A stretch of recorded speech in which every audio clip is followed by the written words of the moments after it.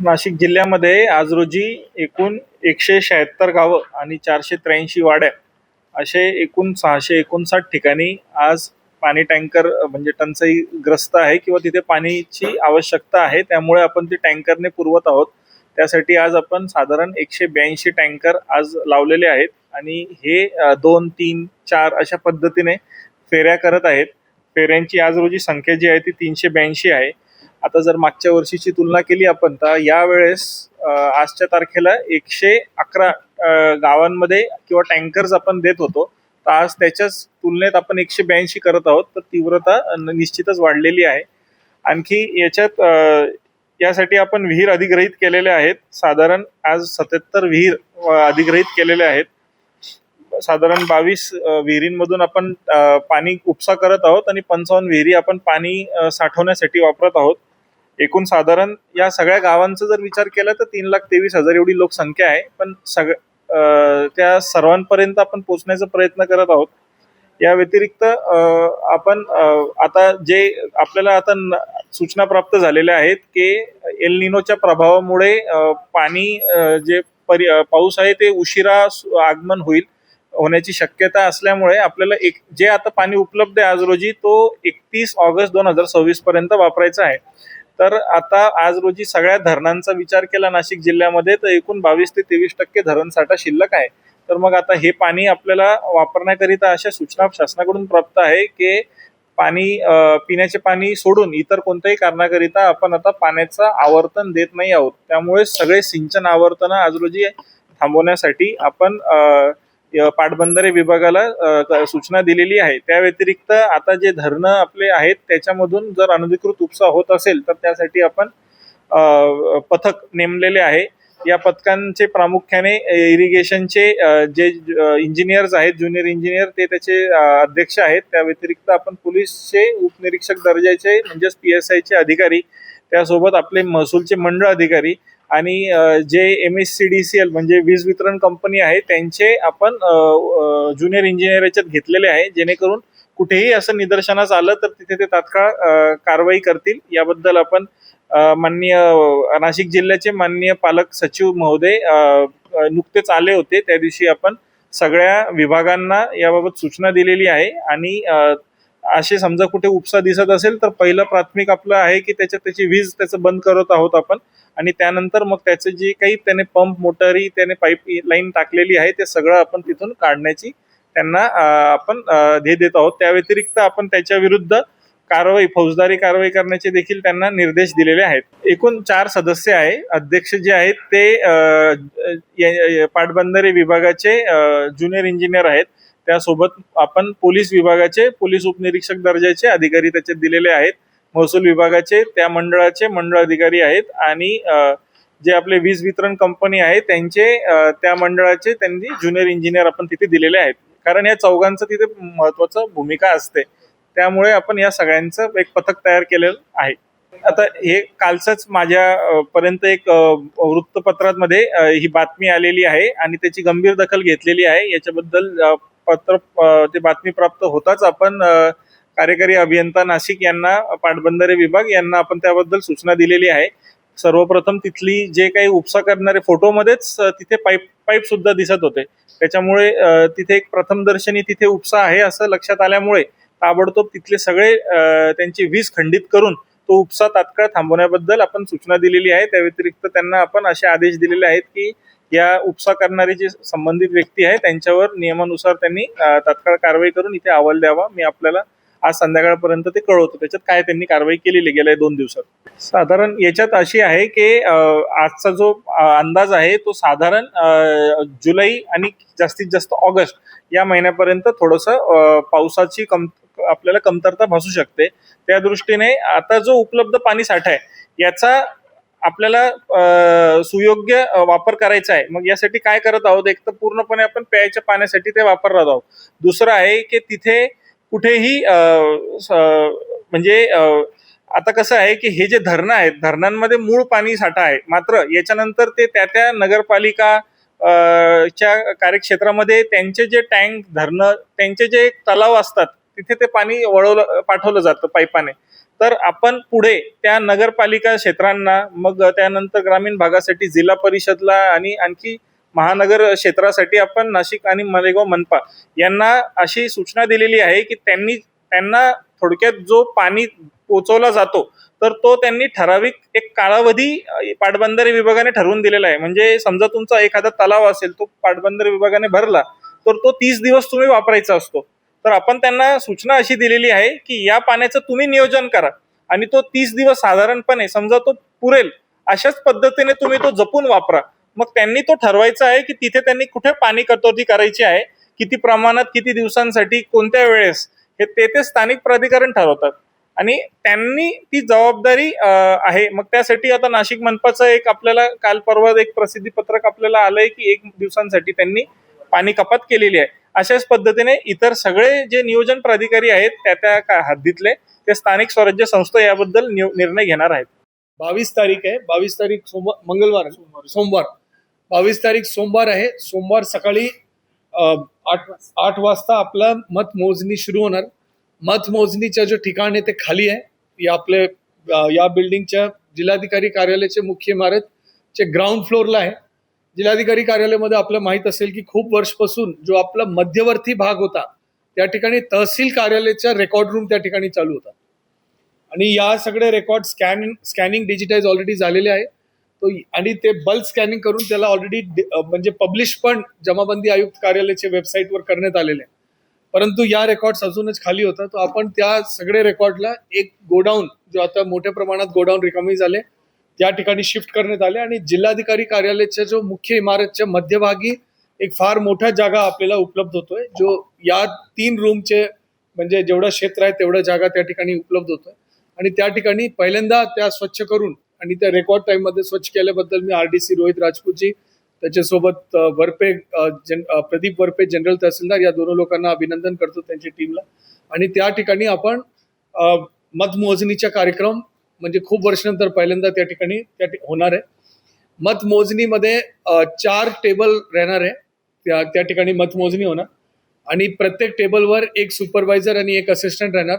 त्याच्या मागे एक टॅब्युलेशन टेबल राहणार, एक खोत राहणार आणि मॅक्सिमम 3 राऊंड, 3 कॅन्डिडेट असल्यामुळे मॅक्सिमम 3 राऊंड याच्या कोटा पूर्ण करण्यासाठी याच्यात होऊ शकतो.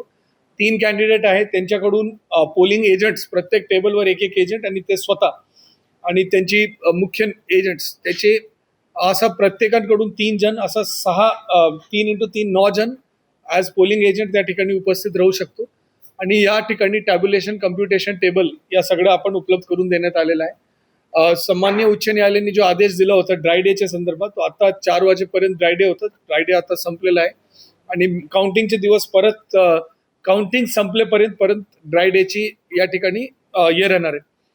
याच्यामध्ये आज वोटिंगच्या टाइममध्ये, वोटिंग प्रोसेसमध्ये, इलेक्शन प्रोसेसमध्ये कुठलीही तक्रार प्राप्त नाही होती. एक सस्पिशियस वाहनाची तक्रार पोलिसला प्राप्त झाली होती इगतपुरी शहरामध्ये की एक गाडी घर टू घर जात आहे असं तक्रार प्राप्त होती. त्याच्या लक्षात घेता आदरणीय आपले ARO जो आहे या पूर्ण निवडणूक प्रक्रियेसाठी रोहित राजपूतजी, त्यांनी आणि पोलीसचे आय थिंक ॲडिशनल एसपी पोलीसचे ॲडिशनल एसपी आणि रोहित राजपूतजी या 2 लोकांनी ताबडतोब त्या ठिकाणी धावा घेतला आणि त्या ठिकाणी त्यांनी हा गाडीची तपास केली. 3 जण त्या गाडीत होते, सकाळच्या विषय. परंतु त्यांच्याकडे जो पैसे उपलब्ध होते ते 45,000 रुपये होते. 50,000 रुपयाची लिमिट अलाउड आहे आणि कुठल्याही प्रकारची त्याच्यामध्ये तपास झाल्यानंतर असं लक्षात आलं की कुठल्याही प्रकारची याच्यामध्ये म्हणजे त्यांना निवडणूक प्रक्रिया या निवडणूक रिलेटेड गोष्टीची प्रायमा फेसी कुठला एव्हिडन्स त्याच्यावर मिळत नसल्यामुळे त्याला जागेवरच सोडण्यात आलं आणि त्या ठिकाणी त्या जो लोक होते त्याला म्हणजे त्यांच्या स्टेशन डायरी एंट्री आणि निवडणूक प्रक्रियेमध्ये त्याची नोंद घेऊन त्या गोष्टीला त्या ठिकाणी सोडण्यात आलं. याला सोडून कुठल्याही इतर प्रकारची तक्रार आचारसंहिताच्या विषयामध्ये या कुठल्याही इतर गोष्टीबद्दल आपल्या कार्यालयाला या पोलीस विभागाला अप्राप्त होते. आणि एक्साईजच्या संदर्भात पण आपण आज खूप विजिलन्स घेतला होता. कुठल्याही प्रकारची याच्यामध्ये तक्रार होता कामा नये, या गोष्टी पण लक्ष देण्यात आलं होतं. निवडणूक प्रक्रिया अत्यंत शांततापणे आणि पूर्ण स्मूथली पार पडली. काल आदरणीय निवडणूक निरीक्षक साहेबांनी पण या ठिकाणी आपले जो 9 पीठासीन अधिकारी होते त्या सगळ्यांचे मार्गदर्शन केलं आणि कुठल्याही प्रकारची अडचण ही पूर्ण निवडणूक प्रक्रियेमध्ये आली नाही. ना नॉमिनेशनच्या संदर्भात ना यामध्ये. आणि आता जो शेवटचे 2 घटक आहे, रिसीट आणि काउंटिंग, या दोन गोष्टी व्यवस्थितपणे पार पडणार आहे याचा मला विश्वास आहे. काउंटिंग मध्ये पहिला जो डब्बा रिकामी करणं 5 मिनिटचं काम आहे. डब्बा आणणं आणि रिकामी करणं 8 वाजता सुरू केलं तर लेटसे 8:10 पर्यंत ते पूर्ण होतं. त्याच्यानंतर ओपनिंग करण्यासाठी 619 आहे आपल्याकडे. 6+6 म्हणजे 2+2+2 6 जण आहे प्लस टॅब्युलेशन टेबल, असे अराउंड 10 जण आहे. ते ओपन करतील. ओपन केल्यानंतर बंचिंग, याच्यामध्ये आपण साधारणतः 20-25 मिनिट लागतो. ठीक आहे. हे समजो की 8:30 पर्यंत आपली बंचिंग झाली. त्याच्यानंतर फर्स्ट राऊंड काउंटिंग सुरू होणार आहे. ते 6 या 7 राऊंड मध्ये ते चालणार आहे. तो एक राऊंड काउंटिंग मध्ये अगदी 3-4 मिनिट लागतो. अबाउट 9 वाजेपर्यंत आपण होप करू की पहिला राऊंड आपण पूर्ण करू शकतो. जरासा बफर टाइम 9:15 पर्यंत. सेकंड राऊंड फिर परत त्याला रिअलाइन करून करायला परत 1 तास 45 मिनिट टू 1 तास. आणि तिसरा राऊंड अगर केला तर 11 वाजेपर्यंत. आणि फिर टॅब्युलेशन आणि कन्फर्मेशन तो अराउंड मॅक्सिमम 12 वाजेपर्यंत चालते. याच्या मी अच्छा सरळ सांगतो, इसका फॉर्म्युला असा आहे. आपल्याकडे 618 मतदान झालं. लेट अस अज्युम की 100% मतदान पात्र आहे. ठीक आहे, 100% मतदान पात्र आहे.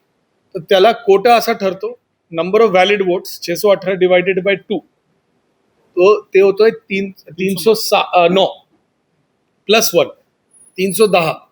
अगर 100% मतदान पात्र झाले. लेट अस अज्युम की 18 मतदान काय ना काय कारणमुळे त्यांनी काय साईन करून टाकलं इत्यादी, ते अपात्र झाले. तर त्याच्यामध्ये कोटा फिर ठरतो 600 डिवायडेड बाय 2 300 प्लस 1 301. सो सर्वप्रथम मतदानची प्रक्रिया असं असणार आहे, जसे ईव्हीएमच्या मतदानमध्ये पहिले पोस्टल बॅलेट काउंट होतं. पहिला याच्या प्रक्रिया असा असतो की जेवढे मतपेटी आहे ते आपण एकत्रितपणे रिकामी करतो. फिर सगळ्यांना आपण बंचेस मध्ये 20-25च्या बंचेस मध्ये आपण तयार करतो. असं 25च्या बंचेस आपण तयार केल्यानंतर टेबलला वाटप करतो. टेबलला वाटप केल्यानंतर ते सगळे ते मतपत्रिका ओपन करणार. ते मतपत्रिका ओपन केल्यानंतर त्याला ते परत बंचेसमध्ये बांधणार आणि त्याच्यानंतर काउंटिंगची प्रोसेस सुरू होणार. आणि ते खिडकीत टाकणार. आणि ते काउंटिंगची प्रोसेस करताना ते जो मतपत्रिका आहे ते पहिला नंबर काय लोकांना टाकण्यात आलेला आहे, फक्त त्याची काउंटिंग होणार. यदि एक मतदारांना पहिला कोटामध्ये कोटा पूर्ण झाले, म्हणजे 319 मतदान अगर पूर्ण 310 मतदान अगर पूर्ण मिळाले तर ते विजयी जाहीर होणार. यदि त्या 310 पेक्षा कमी असेल तर फिर आपण सेकंड राऊंड मध्ये नंबर 2 शोधतो. ज्या लोकांना नंबर 2 आहे त्याला ऍड करतो त्या कोट्यामध्ये. त्याच्यामध्ये पण पूर्ण नाही झाला तर फिर नंबर 3 शोधतो. नंबर 3 पर्यंत 3च कॅन्डिडेट असल्यामुळे 3च राऊंड याच्यामध्ये असणार. ये बेसिक इलेक्शनची प्रोसेस, वोट काउंटिंगची प्रोसेस. महाराष्ट्र विधान परिषद स्थानिक स्वराज्य संस्थांचे मतदारसंघची निवडणूक होती. त्या निवडणूकमध्ये नाशिक मतदारसंघमध्ये 619 मतदार होते. 619 पैकी 618 मतदारांनी आपला मताधिकार वाजवलेला आहे. एक मतदार जो मालेगावचे आहे त्यांनी आपला मताधिकार वाजवला नाही, अशी प्राथमिक माहिती आहे. फायनल कन्फर्म 17C आणि 17A जो असतो ते रिसीट झाल्यानंतर फायनल होतो. परंतु प्राथमिक माहिती आजच्या डेटमध्ये आहे की 99.98% 99.84 619 पैकी 618 मतदारांनी मताधिकार वाजवला. आपल्याकडे एकूण मतदार जो होते 300 पुरुष 319 महिला, 319 ते 319 महिलांनी मतदान वाजवलेलं आहे, मतदान केलेलं आहे. त्यासोबत 300 पुरुष पैकी 299 पुरुषांनी मतदान केलेलं आहे. असं आपल्याकडे प्राथमिक माहिती आहे. 17A 17C रात्री 8 वाजेपर्यंत ते फायनलाइज झाल्यानंतर आपल्याला एक कन्फर्म माहिती त्यावेळेला आपल्याला देण्यात येईल. मतदानाची जो टक्केवारी आहे, सकाळी 8 वाजेपासून दुपारी 4 वाजेपर्यंत मतदान प्रक्रिया चालू होती. 10 वाजेपर्यंत एकच व्यक्तीने मतदान केलं होता आणि ते येवलाचा होता. आणि त्याच्या झाल्यानंतर 12 वाजेपर्यंत 61 लोकांनी मतदान केलं. 2 वाजेपर्यंत 125 लोकांनी मतदान केलं. आणि जवळपास 500 लोकांनी मतदान शेवटच्या 2 तासात केलं. तो आपल्याकडे 618 लोकांनी मतदान केलेलं आहे. मतदारांनी या निवडणुकीमध्ये फार मोठा प्रतिसाद दिलाय. आता पुढच्या टप्पा जो आणि शेवटच्या टप्पा 2 टप्पे आता या निवडणूक प्रक्रियेमध्ये आता आहे. आता रिसीव्ह का टप्पा आहे तो आपला रिसिव्हिंग आता 5 वाजेपासून आपण सुरू करणार आहे. त्याच्यामध्ये त्यांची सगळे जो स्टॅट्युटरी पेपर्स आहे, बॅलेट बॉक्स आहे ते रिसीट करून आपण ट्रेजरीमध्ये ते सील करून ठेवणार आहे. त्या ठिकाणी पोलीसचा जो गार्ड आहे त्या ठिकाणी लक्ष देणार. ट्रेजरीमध्ये CCTV वगैरे त्या ठिकाणी असल्यामुळे कुठल्या प्रकारची अडथळा अडचण याच्यामध्ये होणार नाही. नांदगावला एक अधिकारीला मारहाण झाली, ते आपले मुख्याधिकारी महोदय आहे, त्यांच्या त्या विषयाशी काही संबंध नाही होता. त्यांच्या बेसिकली ते शिक्षण विभागाशी संबंधित होतं. ते शिक्षण संस्थांच्या काही विषय जो मला प्राथमिक माहिती मिळाली. 253 नंबरचे FIR नांदगाव पोलीस स्टेशनमध्ये नोंदवण्यात आलेलं आहे. FIR मध्ये सगळे कलम जो त्याच्यामध्ये अपेक्षित आहे ते सगळे लावण्यात आलेलं आहे. त्यांचे जो नगरपालिका चे जो कर्मचारी आहेत ते मला आज भेटायला आले होते. या संदर्भात SP साहेबांची पण त्यांची भेट झाली. SP साहेबांनी याच्यामध्ये कडक कारवाई करण्याची त्यांनी आश्वासन दिलेलं आहे. एव्हिडन्स पण CCTV वगैरे इत्यादी असल्यामुळे एव्हिडन्सची पण काही अडचण नाही आहे आणि याच्यामध्ये नियमानुसार योग्य कारवाई करण्यात येईल याचं आश्वासन सगळ्यांकडून देण्यात आलेलं आहे.